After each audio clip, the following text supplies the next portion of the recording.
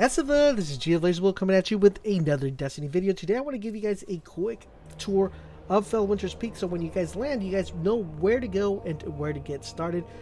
By the way, before we get started, big shout out to Challenge for providing this footage. And we're going to take a look at this beautiful space, guys, known as Felwinter's Peak.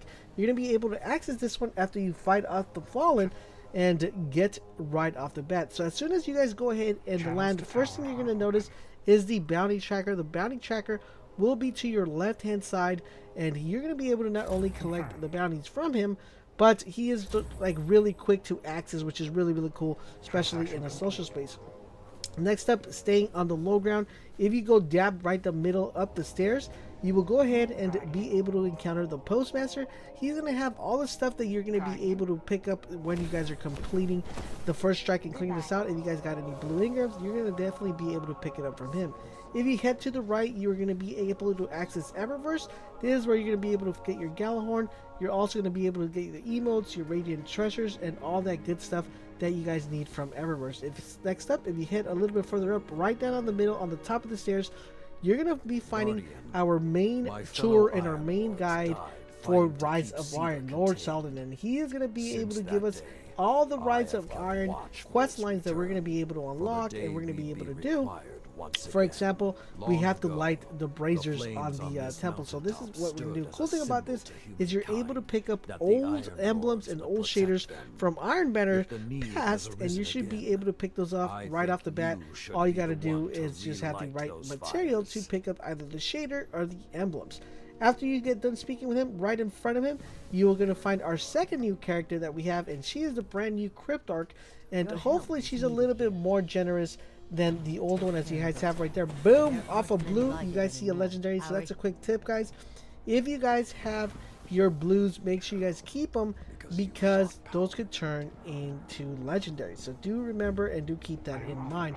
Next up, after you get done with all that, you can go ahead and you know, light up the all the braziers, and you should be good to go. Right down the middle, before you go across the bridge, you will be able to find our third new character, which is this guy, and Chiro, and he is big friends with Cade, but he will have all our bounties not only for the Plague Lands, but also for the Arcan's Forge. Now, do keep in mind, if you guys are you know, have enough gear, make sure you guys have your purple legendary class items. As you guys see right there, you're able to go ahead and get a quick stash or a quick bond for your hunter to your titan or your warlock right off the bat if you guys have a purple or a legendary class bond. So that's a helpful tip right there for you guys.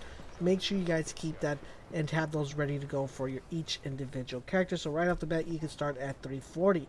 Next up, if you've heard a little bit further up, this is where the vault is at. We'll come back a little bit later after we light this one up. And here is where you're able to see not only the nice scenery, but you guys see a bunch of pack of wolves.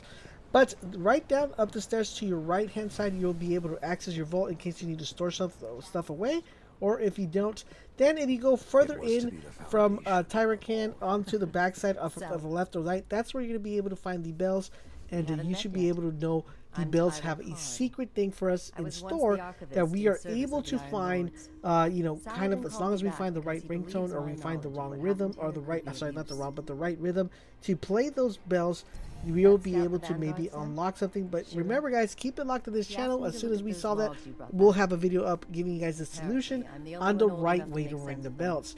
Well, guys, that pretty much about wraps up our adventure in Felwinter's Peak. These are the artifacts we were able to see. Now, I don't know if these artifacts are going to be the ones available when Rise of Iron drops. That's why I don't want to kind of talk a little bit about the artifacts and which ones I recommend for the raid. I will be having a video going over that once the Rise of Iron drops, but that is what we had available for us. And as you guys see right there, this is the ghost you've been able to see on the trailer.